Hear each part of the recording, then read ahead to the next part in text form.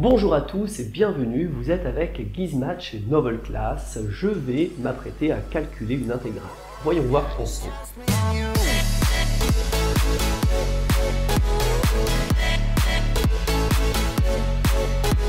Dans le chapitre des intégrales, je vous demande de calculer l'intégrale suivante que j'appelle I. Il s'agit de l'intégrale entre 0 et pi sur 2 de x carré fois cosinus x dx. Je vais vous laisser quelques instants de répit pour tenter de calculer cette intégrale. Je ne vous donne aucun conseil, excepté, petit bonus disons, pensez à l'intégration par partie. C'est à vous de jouer, je reviens dans quelques instants.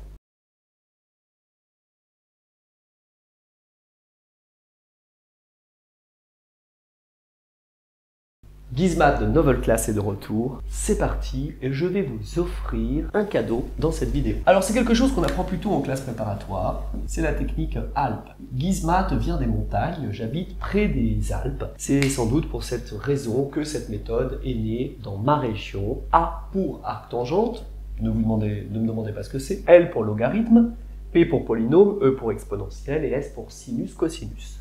Ici j'ai l'intégrale de x carré fois cos x. X carré, c'est un polynôme, cos x, ça va avec le sinus et cosinus. Il faut savoir que si j'ai P et S, quel est celui entre P et S qui est le plus à gauche dans les lettres du mot alpes? C'est P. Alors celui que je vais appeler U, et celui-ci je l'appellerai V'. Alors je vais utiliser l'intégration par partie. La relation me dit que l'intégrale de U de x fois V' de x est égale à U fois V, entre 0 et pi sur 2, moins l'intégrale entre 0 et pi sur 2, de, attention, U' de x fois V de x, dx. Ce qui me donne U fois V. U c'est x carré, une primitive de cosinus c'est sinus. J'ai donc x carré fois sinus x, évalué entre 0 et pi sur 2. Moins U' c'est la dérivée de x carré, c'est-à-dire 2x, je vais sortir le 2 de l'intégrale, puisque la linéarité de l'intégrale le permet. Il me reste x, et v, c'est une primitive de cos x. Et je me retrouve avec ceci. En poursuivant le calcul, je me retrouve avec pi sur 2 au carré fois sinus pi sur 2, sinus pi sur 2 égale 1. Je me retrouve donc avec pi sur 2 au carré, ce qui donne pi carré sur 4. Moins 2 fois. Et là, je vais réitérer.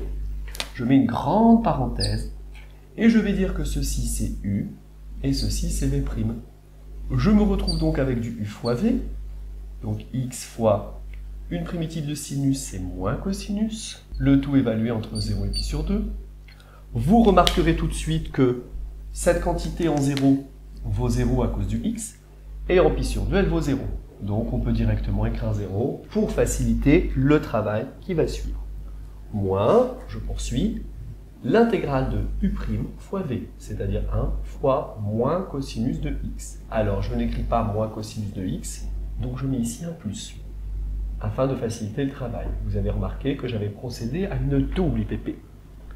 Je poursuis donc, j'obtiens pi carré sur 4, moins 2, facteur de, entre parenthèses, 0. Une primitive de cosinus, c'est sinus, sinus x entre crochets, évalué entre 0 et pi sur 2. Hop, attention. Sinus pi sur 2 moins sinus 0 égale pi sur 2. J'obtiens alors pi carré sur 4. Alors attendez, sinus pi sur 2 c'est 1, moins sinus 0 ça fait 0. 1 moins 0 fois 2, donc moins 2. Et voilà le résultat que j'obtiens. Alors la question que je me pose ensuite, c'est est-ce que j'ai raison ou pas? Alors il est parfois difficile de savoir si on a juste ou pas.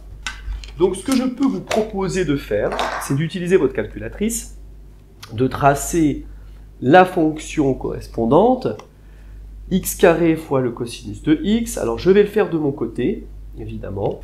Je me mets en mode radian, je trace la courbe, et je vais demander de calculer l'aire entre 0 et pi sur 2. Calculer, alors je ne vous montre pas comment je fais, ça n'est pas l'objectif de cette vidéo, mais je le fais en guise de vérification, et je trouve une R égale à 0,467. C'est parti, 0,467, ce qui me semble, on va voir ça tout de suite, c'est exact, 0,467. Donc mon résultat est correct. Je vous remercie d'avoir suivi Gizmat de Novel Class pour ce calcul. qui nécessitait quand même un peu de courage, parce qu'une double intégration par partie, c'est quand même pas gagné. A très bientôt pour de nouvelles aventures.